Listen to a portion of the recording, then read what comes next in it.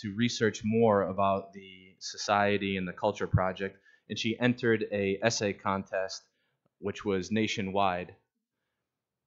I think she's walking in right now.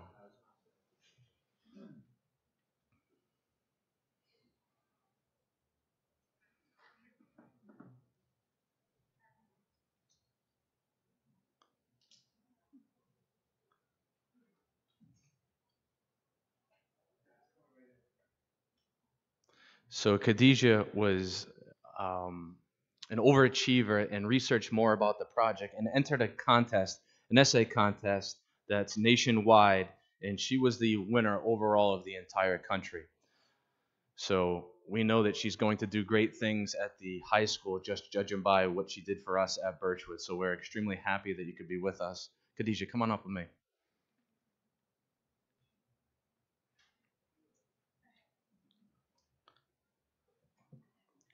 So it's written, it's with extreme excitement and pleasure to announce that one of our students here at Birchwood has been recognized as the National KCCPP Essay winner. Khadijah Trayor, an 8th grader, was announced as the middle school nationwide winner on May 21st, 2023.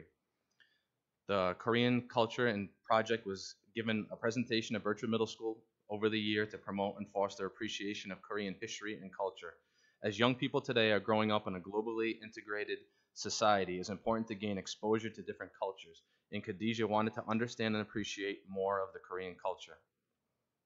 Khadijah was awarded first place and won $500 for writing what impressed her the most about the efforts of the Korean people and their culture. On behalf of the Birchwood community, Mr. Palazzo and I would like to congratulate you.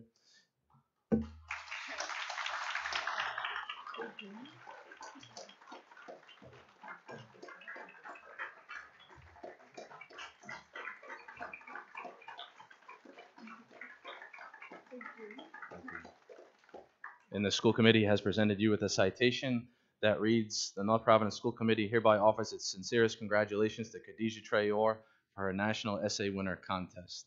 Congratulations. Thank you. Give me a hug. Thank you so much. You got a smile though. Awesome. Thank you. Thank you so much. You're welcome.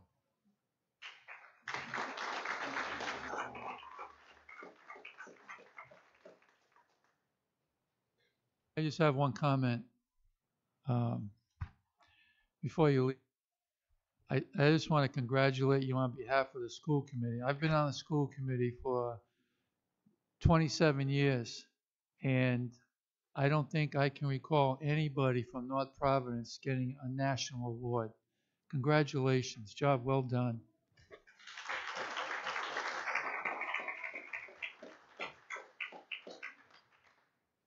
Thank you, Mr. Gilmore and Mr. Palazzo, for making us aware of this and giving us the opportunity to recognize the student tonight. Thank you.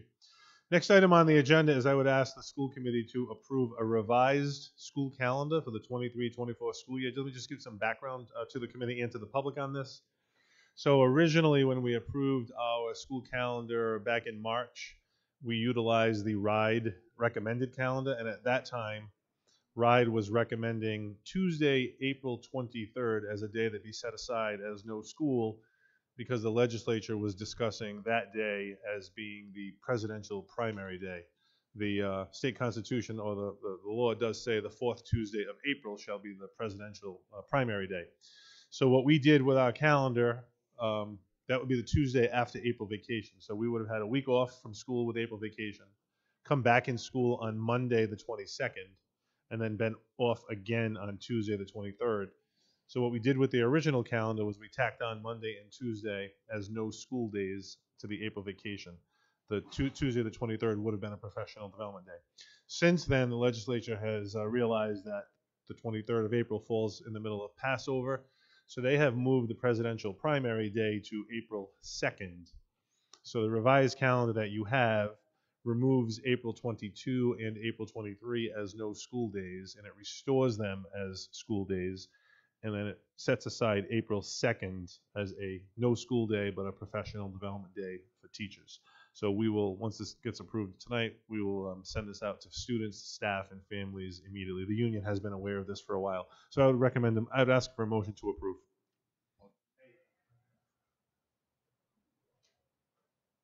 The motion, is there a second? Mr. Marciano. Questions? Hearing none, all those in favor? Aye. Opposed? Motion carries.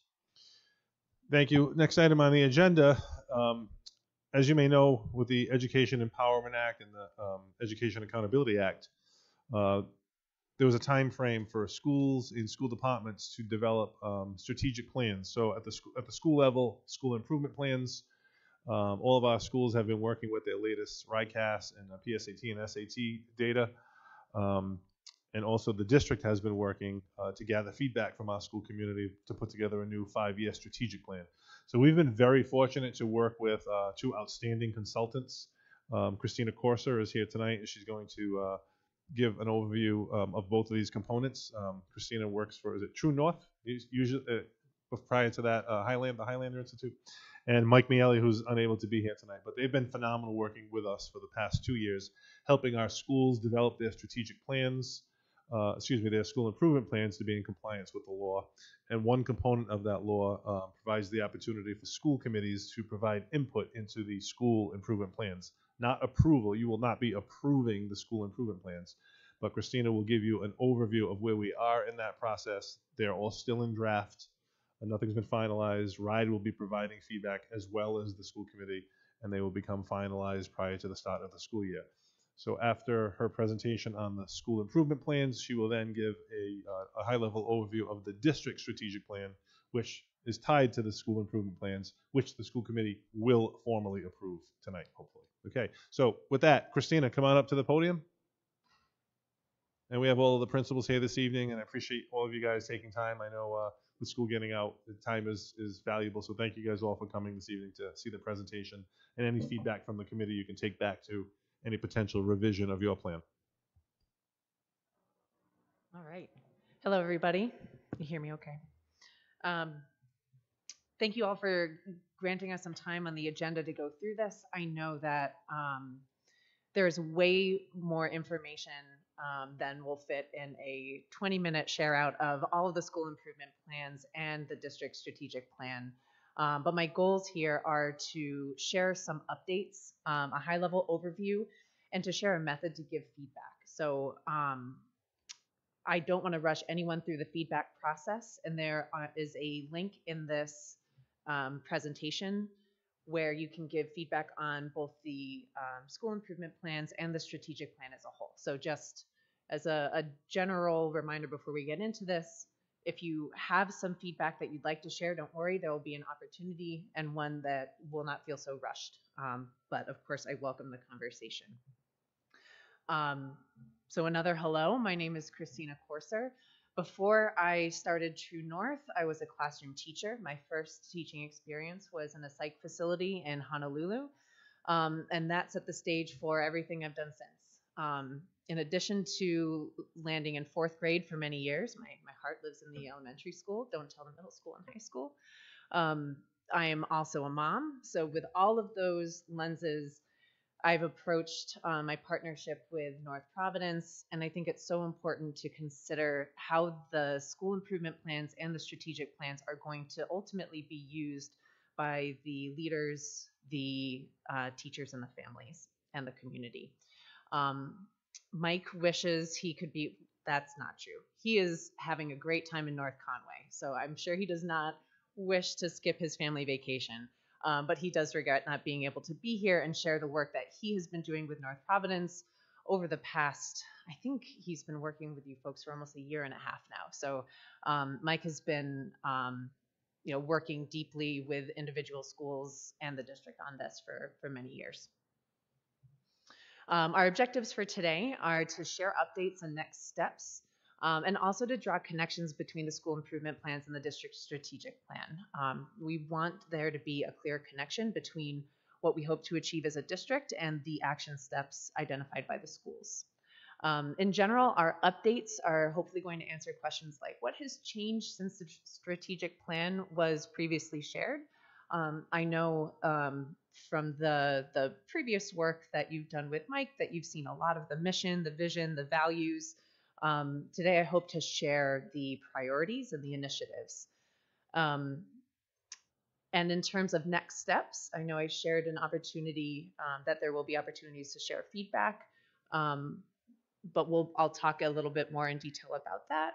And in general, just know that we will be having team and one-on-one meetings with school and district leaderships as a follow-up to this meeting. So like Joe shared, we're collecting feedback not just tonight, but over the next couple of weeks, we'll be compiling that and sharing that back with individual schools and then take action on that in partnership, so that, again, these plans can be useful with the coming school year.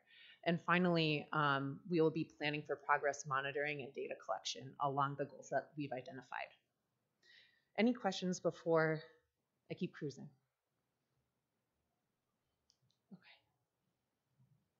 Okay, so the school improvement planning section will be highlighting the process. The TSI and ATSI highlight just calling out exactly where in the plans you can find where schools have written in how they will address their TCI and ATSI needs.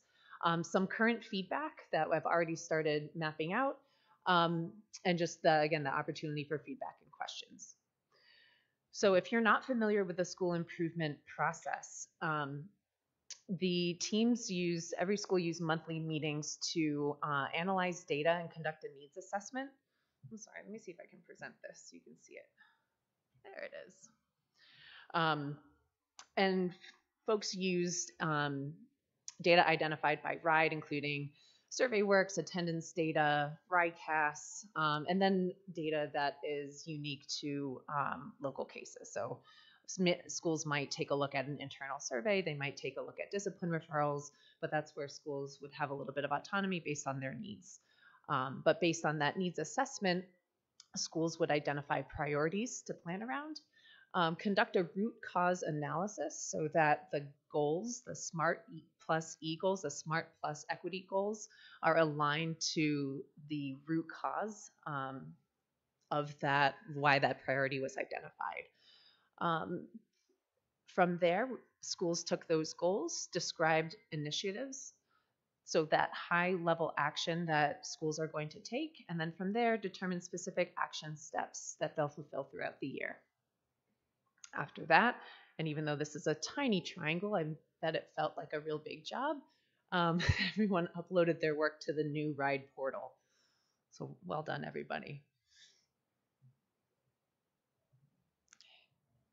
Again, I apologize for the small text, but this is a mapping out of all of the TSI and ATSI schools and how they have addressed the needs in either their priorities, initiatives, action steps, or all three. And as you take a look, you might see that some schools address them as one universal goal, and other schools embedded the ATSI or TSI priorities in every goal by calling out a population focus. Any questions on this slide? Would anyone like me to read that tiny text? Okay.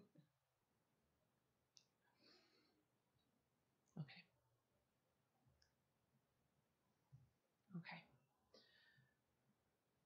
So once schools submitted their plans through the portal, we shared them in their draft stages with RIDE, with administrators at the district level, and with folks on the school committee, and we got some initial feedback, and I wanted to address some of that. If you are not familiar with this kind of mapping, this is a SWOT analysis of strengths, weaknesses, opportunities, and threats. And the difference between a strength and an opportunity and a threat and a weakness is that top row you can consider an internal focus, and that bottom row, the threats and opportunities, would come externally. So I did my best to map out some, again, initial feedback, but what I hope to collect from folks is some additional feedback. So you'll see the same breakdown in the Google form in the link at the bottom. And it is open to anyone to complete with strength that they see from the plans, from any individual plan, some weaknesses, threats, or opportunities. One of the big questions that we're asking as we look at the school improvement plans is this a useful document to start the school year off strong? Are teachers and leaders ready to take action on what we have planned, and does it align to our district's strategic plan? I hope to at least address that second part and as we move on, but those are the big questions that Mike and I are hoping to address as we go through in great detail, find more opportunities to provide feedback, and then share those back with the school leaders. It is. It's an alphabet soup up there. I apologize.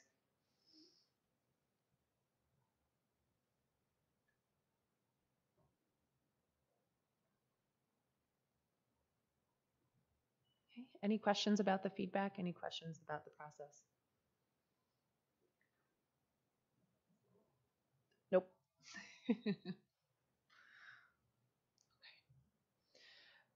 That is the last slide for the school improvement section. Joe, did you want to honor this with an official break? Yeah, so we can do that.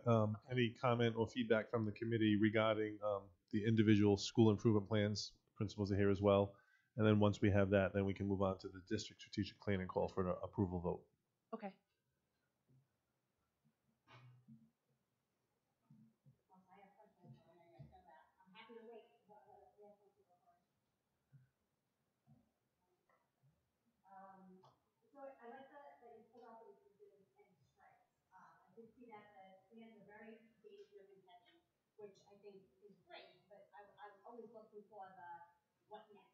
Mhm.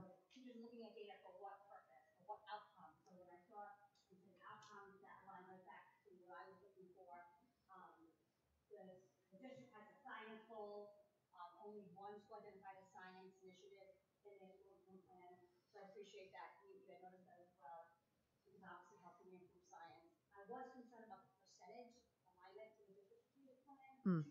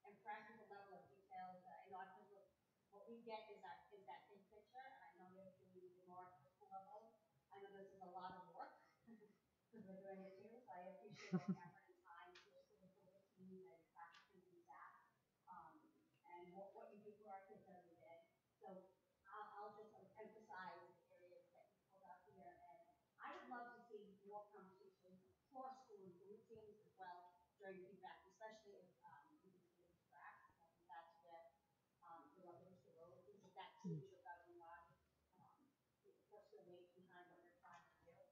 And I think overall, the only other thing I wanted to say was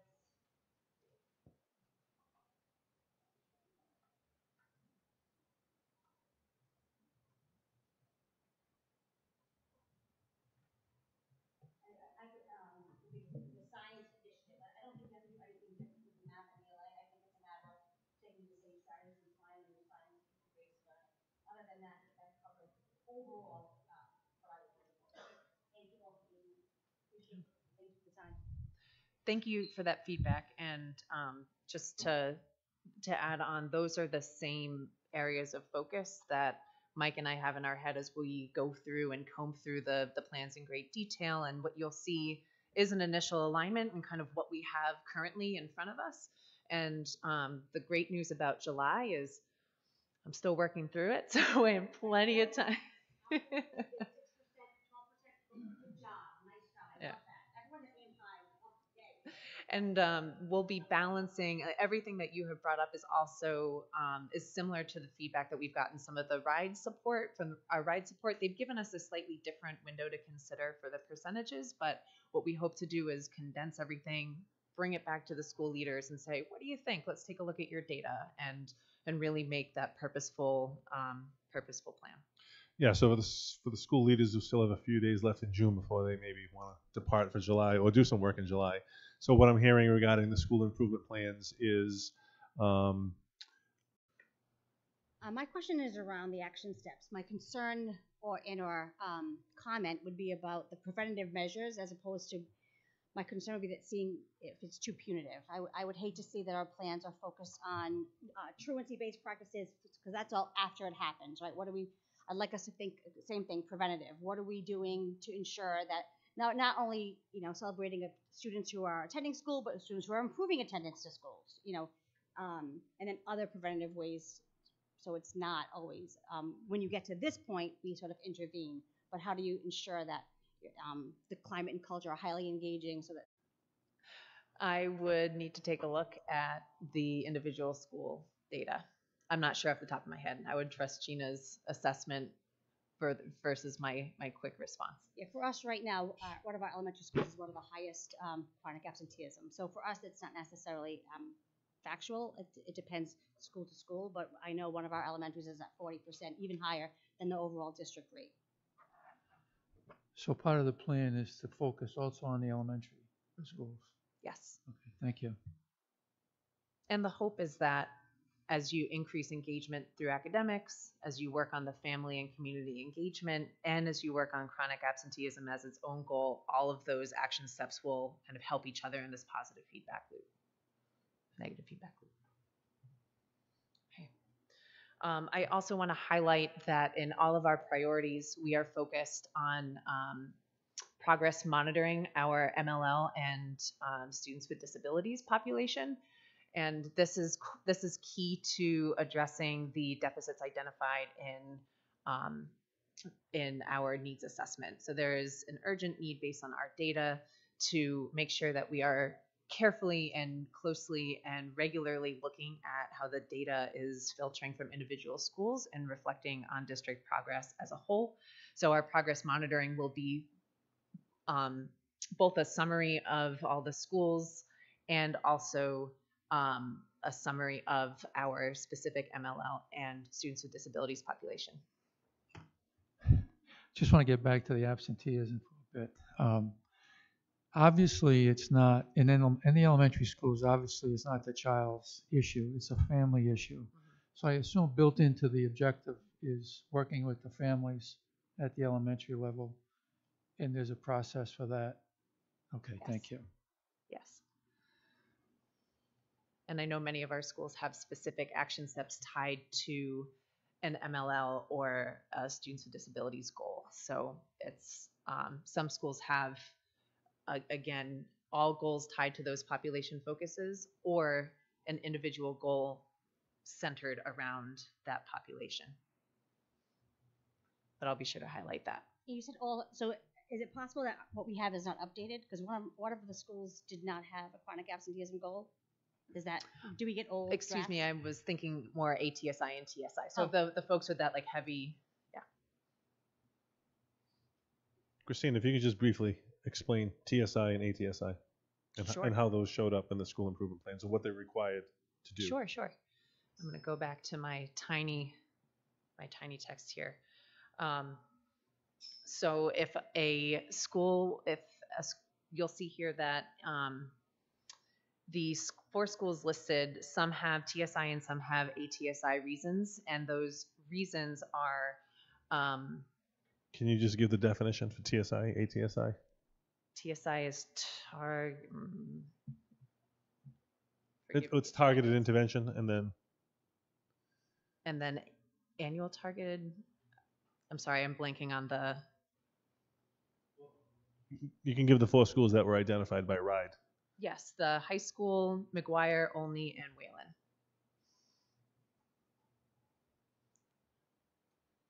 So they each had subgroups in either ELA, math, or science that were identified as underperforming and performing at a rate that needed acceleration and a specific goal That's right. for improvement.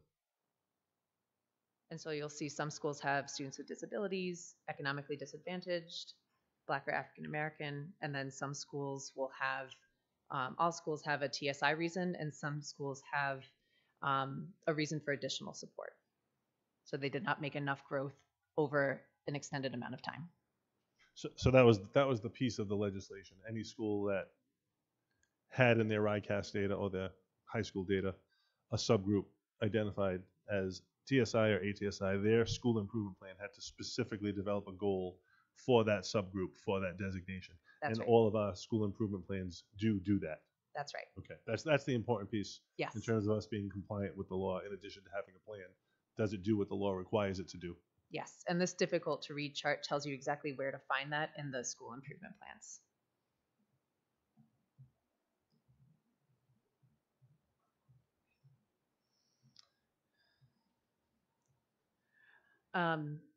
I know I went over the priorities that we've identified in the district strategic plan. I just want to share some of our initiatives on a very high level.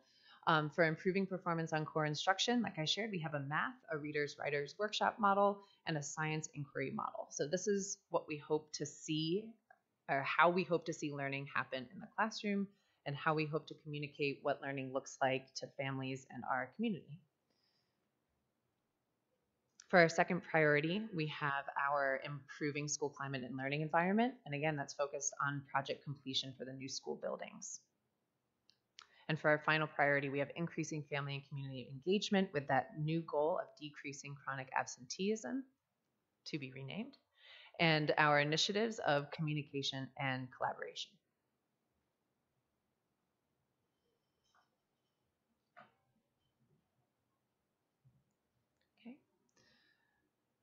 Lastly, I have connecting our efforts between the school improvement plans and district strategic plan. So you'll see here the 3 priorities that I've shared, and at the top we have all of our schools. And every school has addressed in some way improving performance on core instruction.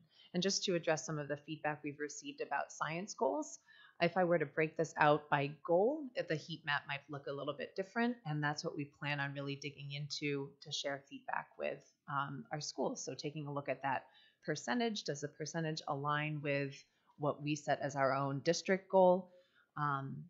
Does the need reflect the goals that have been generated? Under priority 2, improving school climate and learning environment, you'll see a couple of blank spaces, and I would like to share why that is. And that is because some of the action steps that schools have included under their initiatives could also be interpreted as action steps connected to improving school climate and learning environment. For example, the ruler program that is embedded into our academics, but it can also be seen as something that improves the school culture and climate. So I was taking this very literally, and it just really interpreting based on kind of identified priorities by the schools. But know that it lives in the school improvement plans. Just this is kind of an explicit heat map. And then lastly, every school has some goal around increasing family and community engagement. But again, that chronic absenteeism goal versus a family engagement goal, some schools have it, some schools don't. The heat map might look a little bit different if we were to break this out by goal. Just a question on the improving the school climate. I know that, through survey works, the responses that you get back certainly helps you with the data and school climate. Just give us one example, just for the general public, how we increase school climate. Like, what is actually done? So one of the ways that I know individual schools have done is by offering a coffee hour in the morning. So as a parent, if you're rushing, you've got 3 kids, 2 are going to this school, 1's going to that school, you want to connect with the principal, or you want an opportunity to say hello, it could be in a quick 15-minute coffee hour where you're offered a donut and a cup of coffee and a handshake by the principal. So some things are as small as that.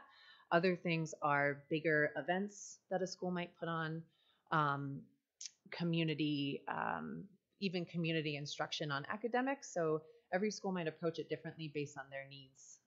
So I've worked with schools who've done like a parent information session on Common Core math. Like, this isn't the math that we learned. So how do I teach it to my kid?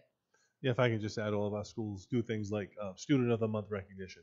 It might be just for the kids and within the school. It might be a breakfast that includes the families. And all of our schools are committed to a PBIS program and a PBIS system. So those are just some of the ways, Dr. Pilata, that school culture is promoted so that we recognize the good that students do and achieve. And I know one of the goals, unless it's changed up here, it says that North Providence schools will have 50% or higher family engagement rating on survey works. I'd like to see also a focus on response rates, because I think that's an area that a lot of our schools, I mean, one school is at 16%, so that data wouldn't be reliable. But I have to say, shout out to Greystone, 90% family survey responses. That means your data is reliable, it's valid, it's something you can use to plan with. I know we have 4 schools, so I think part of that action step should be about increasing response rates overall for the district.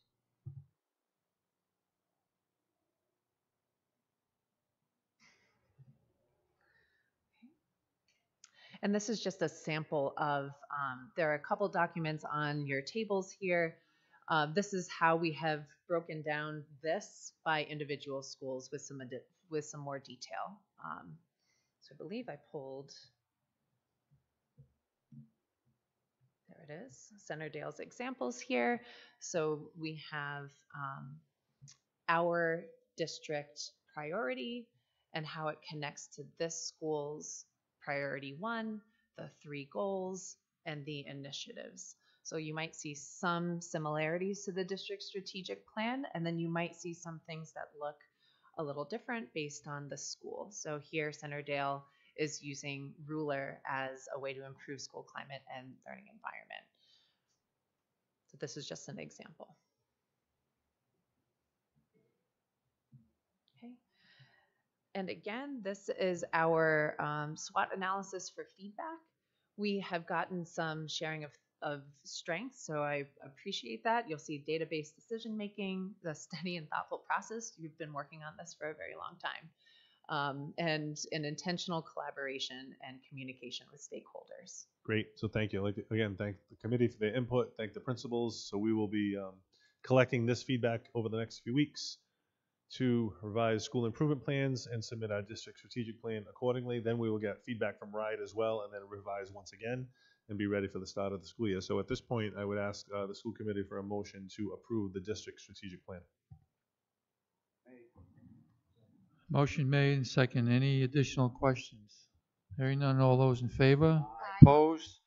Motion carries. Thank you, Christina. Great job. Thank you, Christine, Thank you for your time. that comprehensive report and all the hard work that you put into that with the principals and faculty, parents. I assume- Christina, let me say, you're correct, by the way. It's targeted support and intervention, TSI, and then additional targeted support and intervention for ATSI. And we Thanks for all Ms. know Matty it's Avery. just a evolving document, and it keeps moving and changing. So thank you very much for that.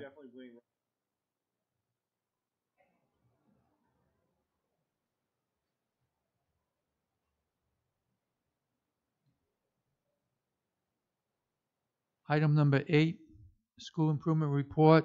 Mr. Pollard. Yeah, Mr. Chairman, surprise, Rod.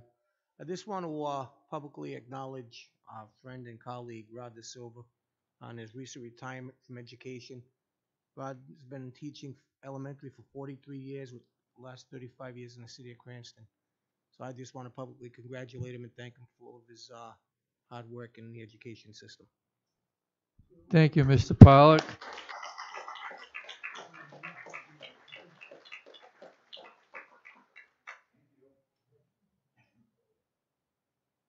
Would you like to make any further comments, Mr. De Silva?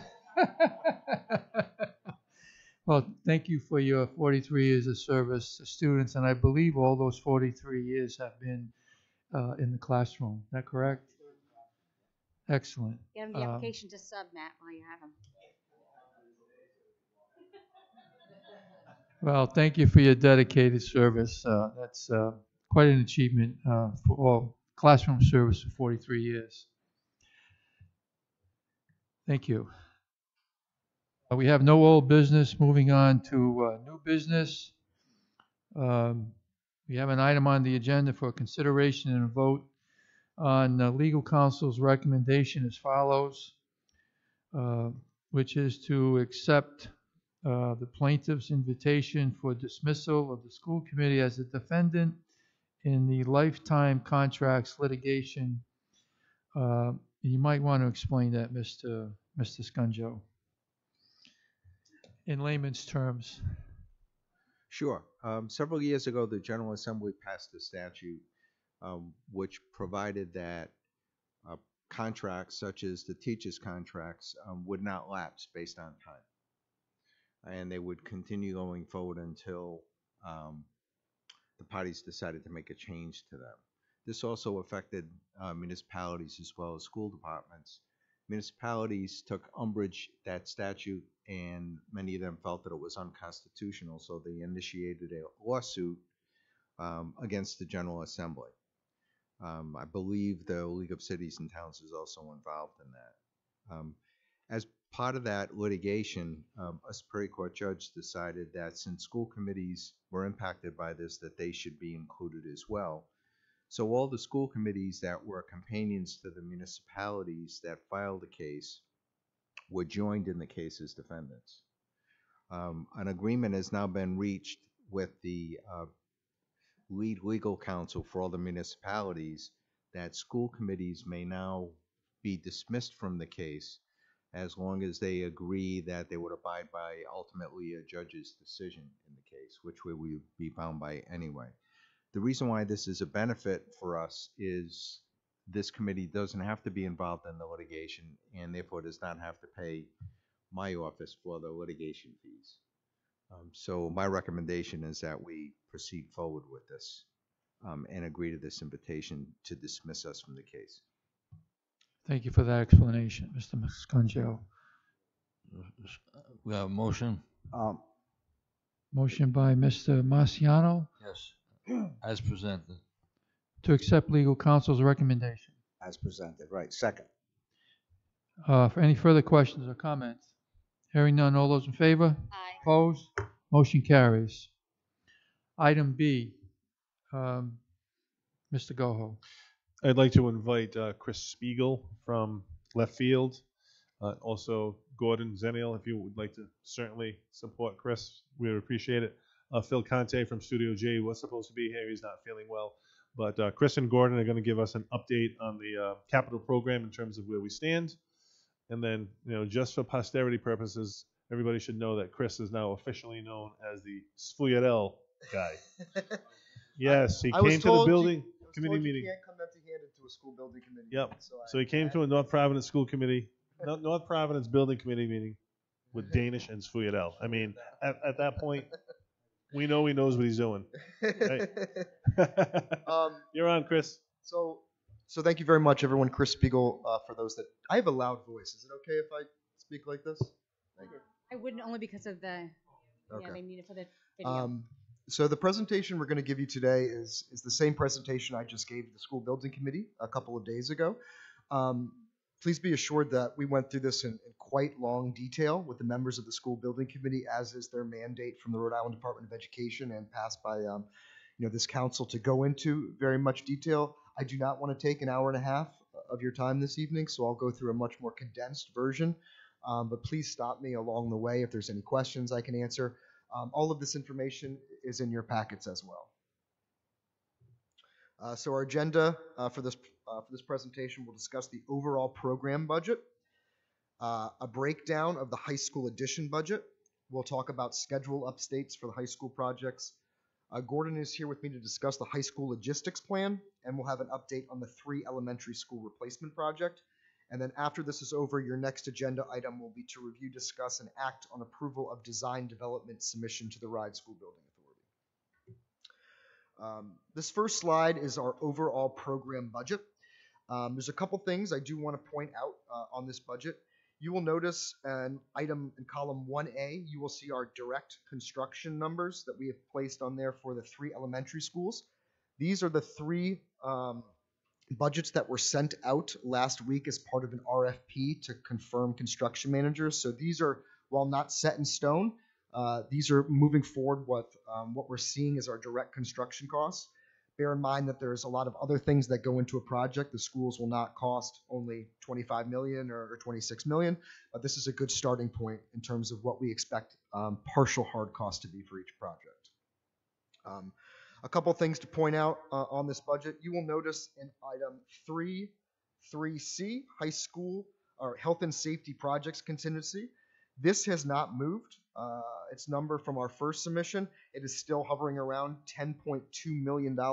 This represents a significant contingency for the project that can be used if needed later on in the project. However, our first round of estimating has shown that no, we do not need to move anything out of this number yet. I would also like to point out that these budget numbers within this program are now starting to get finalized. We have only one final consultant to bring on to both projects. At that point, all of these soft costs, you'll see in item section B and section 2, all of these soft cost numbers will be finalized. Once we get all our soft costs finalized, we can start moving money out of these forecasted numbers into our contingency or into direct cost for construction as needed. You'll also notice that each project has a healthy owners and construction contingency attached to them. At this point, there is no need to do anything with these two. These are basically to fill in the project as we get further along. Before you get off contingencies, just educate myself and maybe members of the committee on the 3 areas of contingencies. So The sure. owner's contingency, the construction contingency, and the H&S projects contingency. Just explain briefly how that works and how those 3 areas get charged. Sure. And who does that? Yes. So in order to use any of the contingencies, we would need to go to the school building school building committee first and basically make our case as to why we want to use a certain contingency. There is a process for how these contingencies get used. In terms of your owner's contingencies are generally used for ads for a project. Oftentimes, you get through a design process and you realize, hey, maybe we should swap this for this or swap this for this. At the school building committee's request, we would investigate, estimate, and bring that change to you. That's when you would use your owner's contingency. A construction contingency is really for sort of the undefinables that you have during a project. Just as when you would go out and build an addition to your house, you would dig into the ground. You don't necessarily know everything that is in the ground when you start digging it out. A construction contingency helps provide some safeguards for the project so that we don't eat into money that is typically used for programmatic spaces. So our goal is to keep healthy contingencies while meeting the educational program and the design budget. So that way, if something comes up, we have a contingency to pay for it. We don't have to take away from educational programming in order to make our budget numbers work. So that's why we keep such healthy contingencies at this phase of the project. And the health and safety projects contingency, this is a hold for additional projects that the district may want to do at other schools that are health and safety related.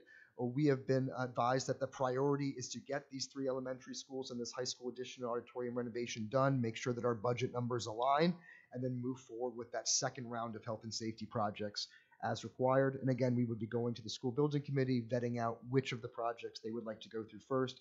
And I would assume in that case, we would probably come up to school committee for an additional approval prior to submitting to RIDE. Any questions on the program budget at this time? I know I flew through it. There's a lot of information on there. Okay. This next sheet right here is an estimate summary. And before I say anything about the estimate summary itself, I would like to just recognize publicly the design build team represented by Gordon and Phil Conti, the architect from Studio Jade. You will notice on this design budget that we have only a $20,000 delta between our schematic design budget and our early release budget and design development budget. In this day and age, a delta of less than half of 1% in a construction project is phenomenal. You are looking at projects that sometimes have 8, 10, 12% between schematic design and design development. To have a delta of that low on a $12 million project is really phenomenal. And Studio Jade and Shawman are doing a fantastic job managing this process. I think one of the reasons why the design build was such a good approach to this project is reflected here. When you have the construction team and the architecture team on the same team, sharing that project responsibilities and accountabilities, they really can work together to find efficiencies that do not, again, cut program budget. So again, really, and I should also point out that within this estimate summary, you'll also notice that the design builder is also holding their own contingencies as well. So these are on top of the contingencies that we have built into our program budget. These are specifically for other items that we might run into in the field. Are there any questions on the estimate summary that we have for the high school addition and auditorium project? Nope. Okay. We provided very detailed schedules of the work that's going to be coming up for the next 2 years. These were developed with the construction manager, the design builder, and Shawmet Studio Jade. This is provided by Shawmet. Just want to point out 2 important things. We're looking at a move-in date for the addition of August 5th. That is on target. And we are looking at a move-in date for the auditorium of 4/26. That is ahead of schedule, about where we currently are. So we'll be able to get you guys moved into the auditorium, set up for graduation, any other events that you might want to have there, any end of the season shows or things like that, ahead of schedule. So we're happy about that at this point. We also, just to give a quick update on where we are in terms of our schedule, all permits have been approved. All abatement testing has been completed. We are ready to mobilize and move forward, and you will start to see mobilization happening right after this July 4th holiday.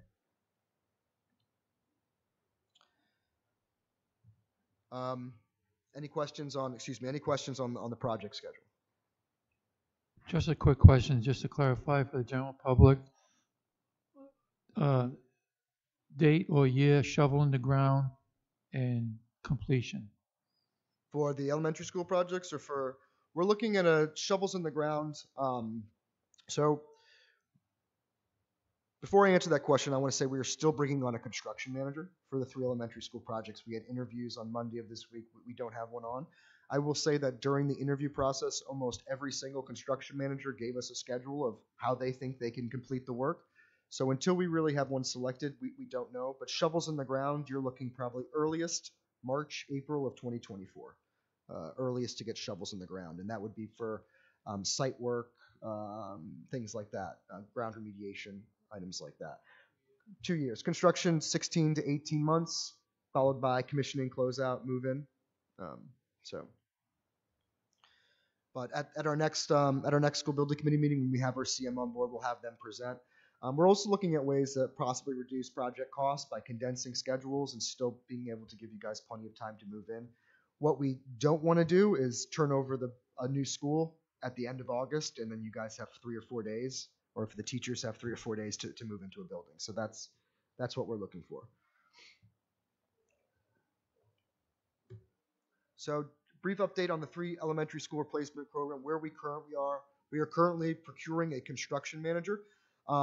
We had 7 firms submit a bid to be the construction manager for this project. That is a great amount. I've done a lot of these in my career as an OPM in Rhode Island. I have never had more than 5. So I think to have 7 firms comes out says a lot about what the contractors think of our budgets for the project, what they think about working with the town and the school department here in North Providence, and the success you've had on previous projects. It was a great turnout. We'll be making a final decision after the holiday. There's still a few things to sort through. We have shortlisted several firms, however.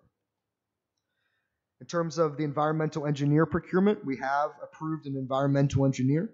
The environmental engineer negotiations took effect. For those that don't know, architectural services and engineering services are required by Rhode Island law to be qualification-based selections only, which means we cannot go out for price when we're selecting an architect or an engineer for a project. So we went through a round of negotiations with the selected company. They did come to a number. They did lower their number by about $70,000. We were happy with that. That's $70K that'll go back into the project. And we are prepared to move forward with the environmental engineer BL companies at our next procurement board meeting. And then finally, schematic design for the 3 elementary schools are nearing completion. You'll remember before the school year went out, I met with several of the principals. We did some visioning sessions with teachers, with educators, with support staff, to really get a feel for how these buildings were going to be used, what type of educational programming was going to happen inside them, and how these spaces and the facilities needed to support the district's plans for educating their students. That first round of visioning has been incorporated into the schematic design documents. Our next step is to get those design documents estimated and submit to RIDE. So we'll be coming back to both the school building committee and this committee for that approval. And I would also say that we're also going to be back to the teachers and the principals to say to them, okay, here's our first pass at it.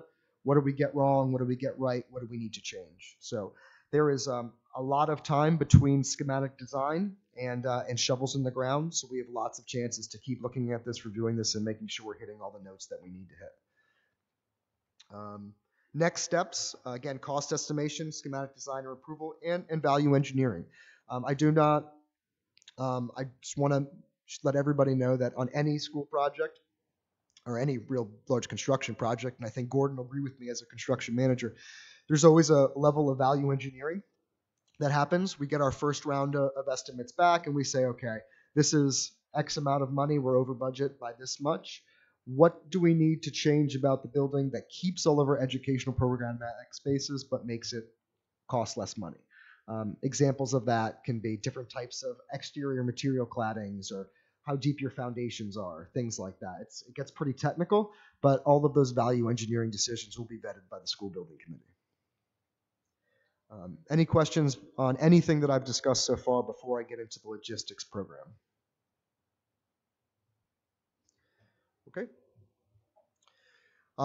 So in just a couple weeks or just a week, you will start, actually, we've already started mobilizing for this job site. You'll notice a few storage containers have already been moved into place. Gordon and his team will be setting up the following safety measures in terms of a logistics plan. And Gordon, do you want to go through it? Do you want me to give a general introduction? So what you see in the orange box right here where my cursor on is the addition footprint.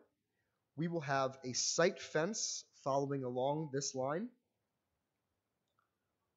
all the way out across the parking lot and moving back into the building. Last week on site, Left Field, Studio Jade, Shawmut, the fire department, the police department, town represented by Jimmy, as well as the high school principal, all met on site to go over the logistics plan to make sure that we were creating a work environment that still allowed for operations of the school, did not infringe on any safety measures that we wanted to be put in place. And we'd like to point out 2 of the most important parts of what we see as this logistics plan moving forward. The first is that we will be providing a rolling gate across the parking lot. You can see represented by those 2 arrows where the gates will be. Those gates will be closed at all times with the exception of school drop-off and pickup. This is to keep, we have noticed, just even in our site visit, that a lot of cars cut through this parking lot to get to Mineral Spring from Smithfield or vice versa. When we've got a construction project going on, we really need to make sure that we don't have, we need to limit our vehicle traffic that's going by the site as much as possible. So what Shawmut will do is they'll provide a laborer who will be responsible for opening and closing these gates at specific times. They will open to let the buses through. There really is no change to the bus drop-off, although Jimmy did meet with the bus company here this morning as well, just to confirm that our plan makes sense with everything that they're doing. You also see that we're providing an established alternate access path around our job site to make sure that students and families can still get to those sporting events that are so popular here in North Providence. I just drove by. You've got a great turnout for the baseball that's going down there right now. We want to make sure that we continue to provide that pathway as well as access to the shed and other things that you guys have out there. So that's what that blue line represents.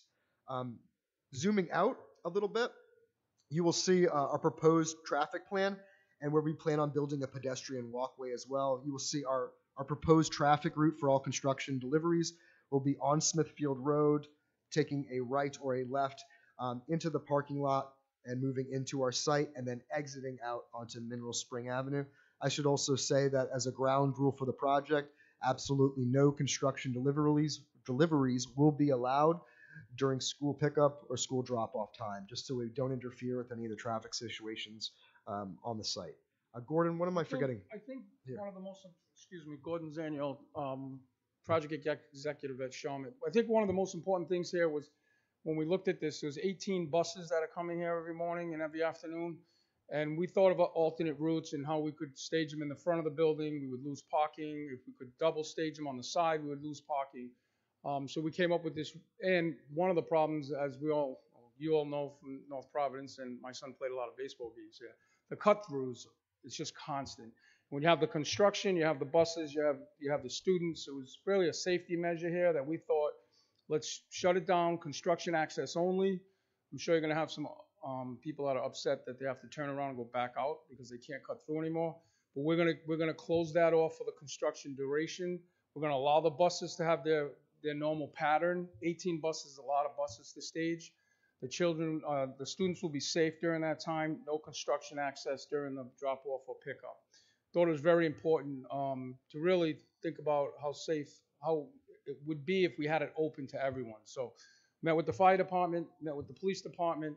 Mr. Goho was there, Jimmy was there, and we all decided, let's close it off. Let's make it a construction entrance. We'll put signage, big signage on the street side in Smithfield Road, signage going in from Middle Spring Avenue, and just let them know this is construction access only, buses only. I think it's going to work out really well. We'll monitor it. The fire department will have access to it if they need for emergencies, but we thought this was the safest way to do it. And it was really a good consensus with everybody, and the principal had a lot of input too. Yeah, so if I could, I think it's important to emphasize that, especially for people who watch the meeting on video, and I know the Breeze had contacted me today about this, and they said they wouldn't be here tonight, but would be watching the meeting.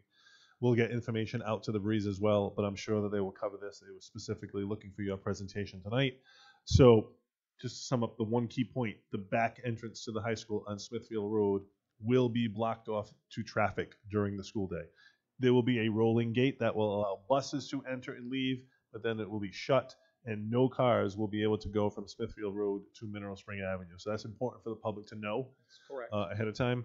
And also, that's going to increase the amount of traffic in the front of the school, both in the parking lot and on Mineral Spring Avenue. So one of the decisions that we've made internally is that we will be assigning an additional crossing guard to Mineral Spring Avenue, specifically located at the crosswalk at the library where there is a safety button and a red light. So we've been reading in the Breeze as well about safety concerns on Mineral Spring Avenue, so we thought that this was a proactive step to take in that direction. Chris, I got to mention, by the way, I would be remiss if I didn't mention this. Gordon mentioned that I was at that meeting. You didn't, so now you dropped a couple of points despite the Suyat else. But anyway, just to return back to your just to return to your presentation. But if there's any snags, if there's constant communication here. If we have to change it, we will. But we think this is the best. This is a good start. So we anticipated that the Breeze might have a few questions. We reached out to, we reached out to Sophia yesterday. We just wanted to clear it with everybody before we did share any logistical plans or things like that. We wanted to make sure that this committee was informed. Sir. Yeah, Mr. Goho, correct me if I'm wrong, if, as we discussed at the building committee meeting. So during sporting events, that back portion of the lot by Smithfield Road, people will be able to go and park there during sporting events. Yeah, so that gate, that rolling gate is going to be set in from Smithfield Road, so there will be an area, that's a good point. Right, It'll be an area for parking, not only to go down to the baseball field, because this will be starting to be set up in July, I just want the public and the families. but to know also and for the football. students. And then the entrance will be moved, so people will still be able to enter into the field and purchase tickets and, sit in the bleachers. So that was, that's a good plan that they came up with, not to disturb that. But yes, there will be parking. So aside from obviously the Valley Breeze or local publications publishing these logistics plans, we're looking into other ways about how we might alert the public. If perhaps we can get some of those digital signs, coming up Smithfield Road that say, as of July 17th, you're no longer going to be able to cut through this road.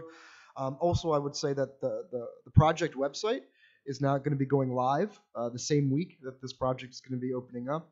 And all of these logistical plans, and there'll also be an email for people to ask questions and phone numbers for the public to call if they need any, if they want to ask questions about the project, if they want any additional information about the project is going live.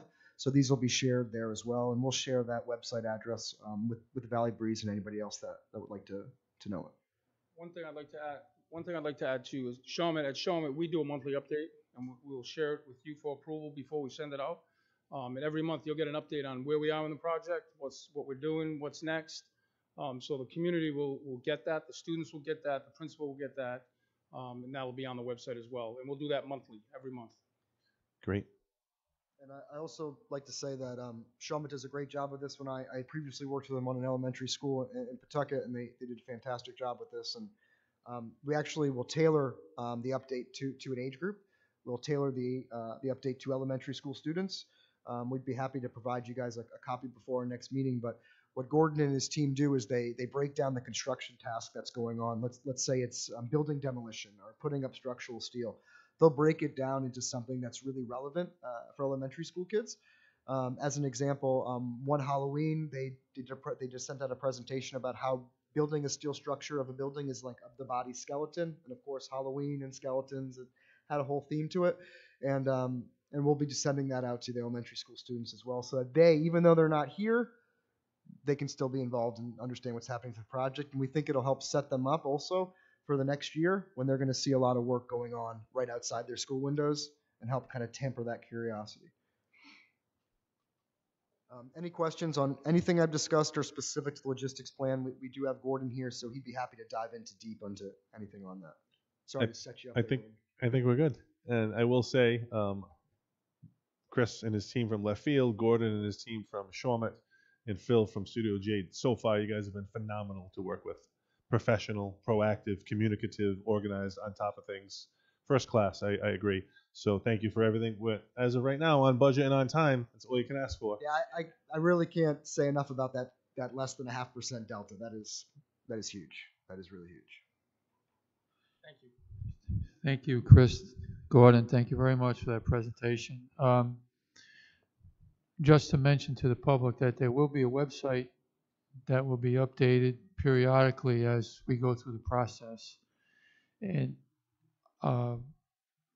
we'll promote that through the school department at some point, so parents are aware of that and the community is aware of that.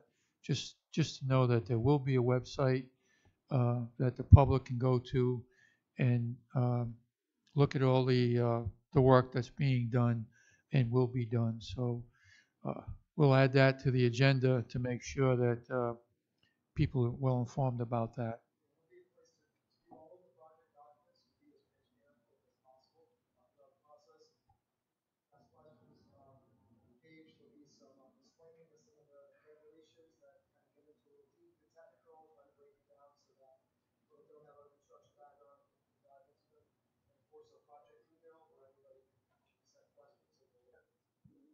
Thank you. Thank you. Next item on the agenda is I would request a motion by the committee to approve the high school design development submission to the Rhode Island Department of Ed School Building Authority as submitted. Second. Motion made. Second questions? Hearing none. All those in favor? Aye. Opposed? Motion carries. Next item. I would request a motion to approve the RIDE statewide bond pay-as-you-go MOA as submitted. So moved. Second. Questions? Hearing none. All those in favor? Aye. Opposed? Motion carries. Next item, I would request a motion to approve the RIDE school construction MOA as submitted. Second. Questions? Hearing none. All those in favor? Aye. Opposed? Motion carries. Next item, I would just like to have a brief discussion with the school committee. I'm going to recommend that we combine the July school committee meeting with the August school committee meeting for a couple reasons. First of all, we don't anticipate that by July there would be anything substantial on the agenda, but the issue is facilities. The library will not be available through the summer. The auditorium will not be available through the summer, and even this cafeteria is going to be undergoing remodeling to our right, and the floors need to be stripped. So we might need a brief special meeting to pay bills, but I'm recommending that we forego the separate July meeting. But that's the will of the committee. Okay, the motion is to not have a July meeting unless it's absolutely necessary. Information that accumulates during July will be combined with the August meeting. I believe that's the motion. Mr. Marciano made motion. Is there a second? Second. Any questions on that motion? Hearing none, all those in favor? Aye. Opposed? Motion carries. Next item is I would recommend the school committee approve the 1-year extension for the Durham transportation contract as submitted.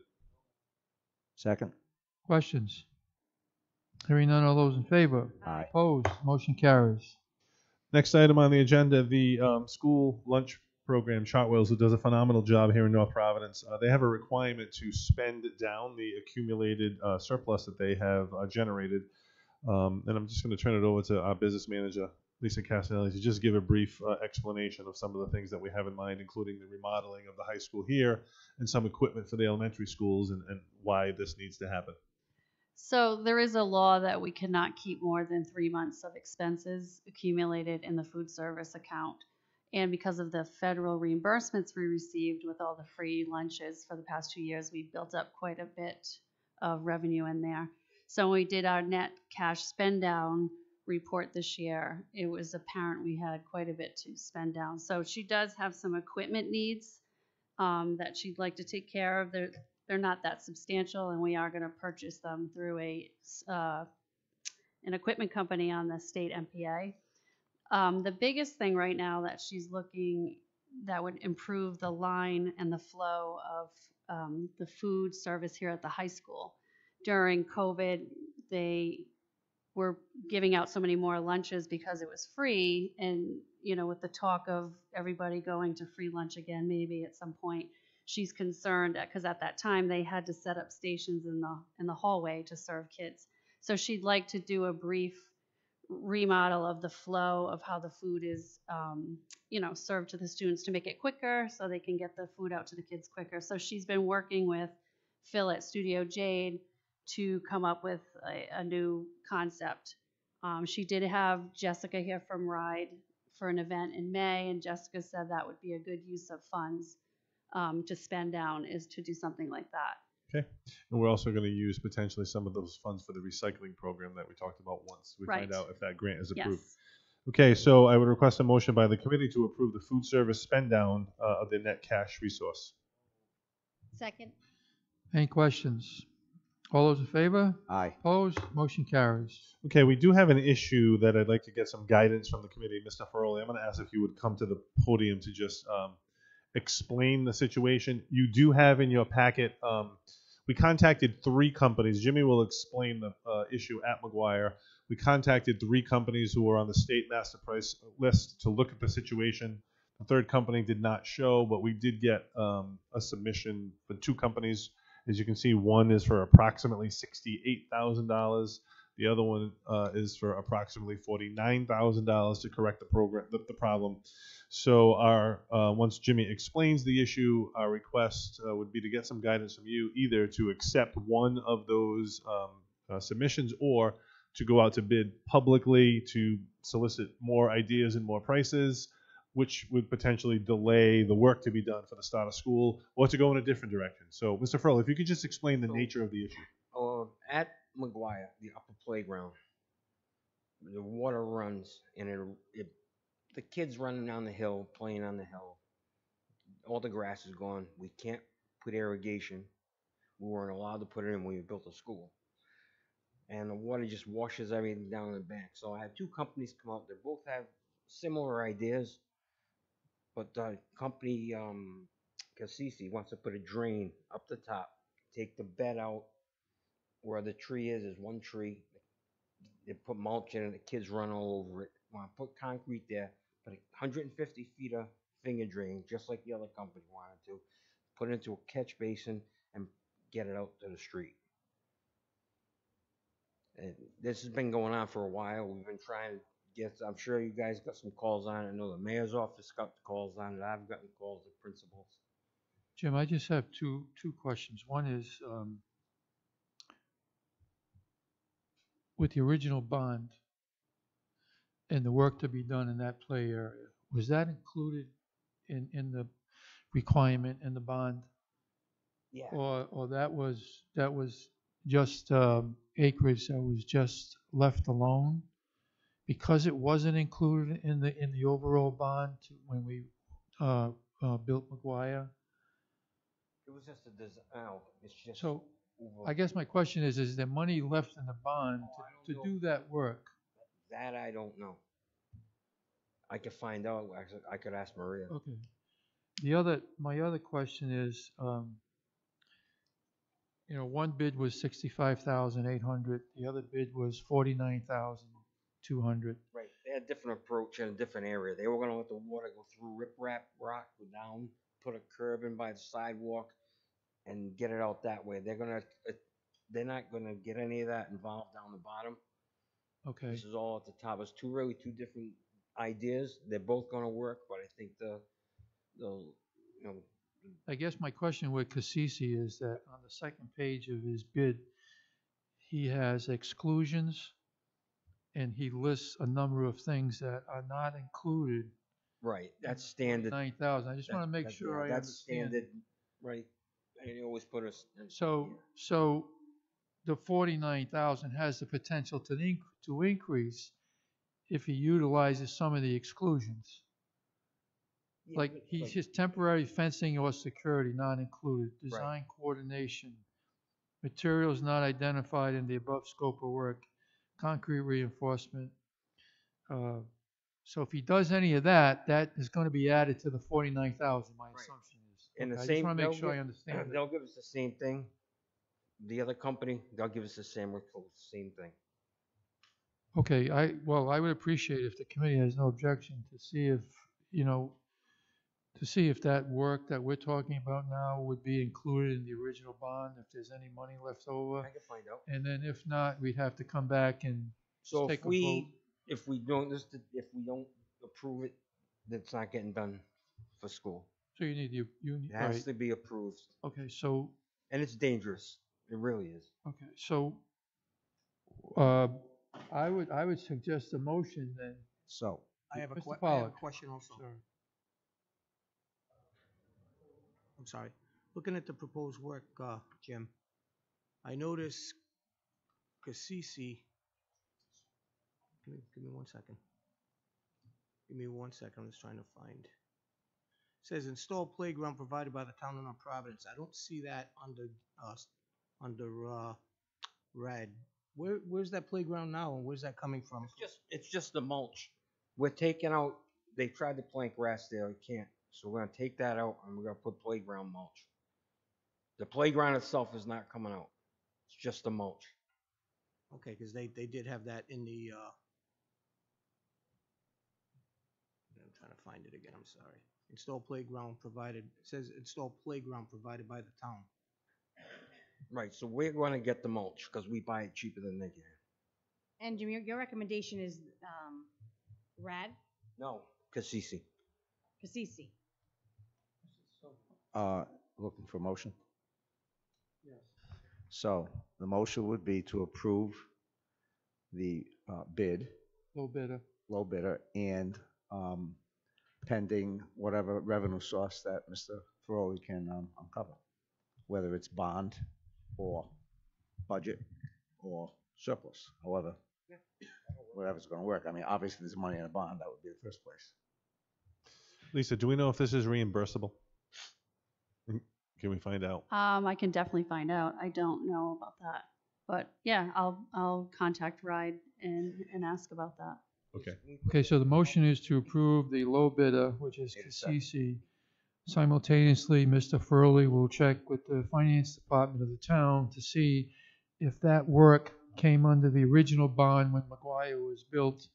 And if that's the case, you know, then the cost of the project would come from the bond. If there's money left, I would imagine. Yeah. Right. Okay. I Are you can comfortable second. with that motion? Are you comfortable with that? Yeah. Okay. I just have, just to go over it with Mr. Pollock's question. So on the Cassisi, proposal work scope, it does say install playground provided by the town of North Providence. Playground mulch. Doesn't say mulch. Doesn't say mulch. Mulch in there somewhere. I had it. So, I mean, when I looked at it, I thought we were then installing an additional playground. Right, so So you just have to let Mr. Goho know. You don't have to come back to the committee with the information that you received from the town. Just let Mr. Do it tomorrow Goho morning. know.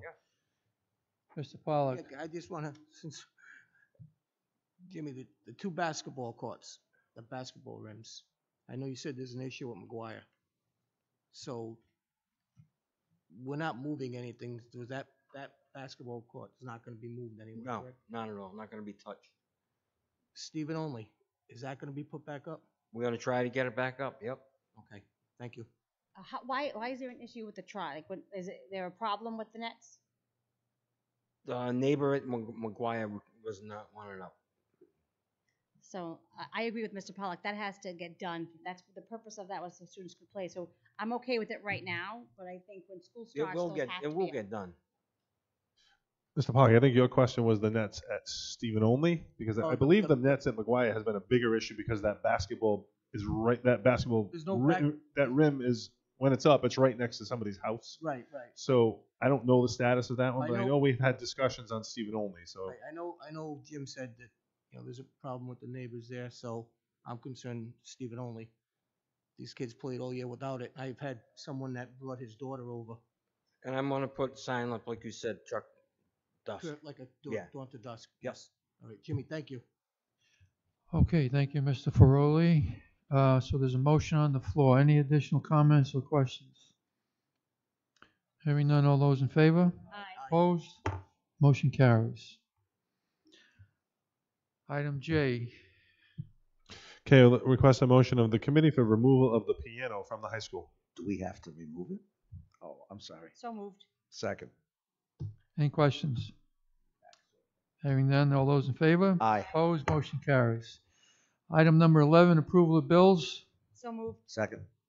Questions? Hearing none, all those in favor? Aye. Opposed? Motion carries. Item 12, use of property requests. So moved. Second. Questions? All those in favor? Aye. Opposed? Motion carries. Motion to adjourn. We have, excuse me, Mrs. Picard.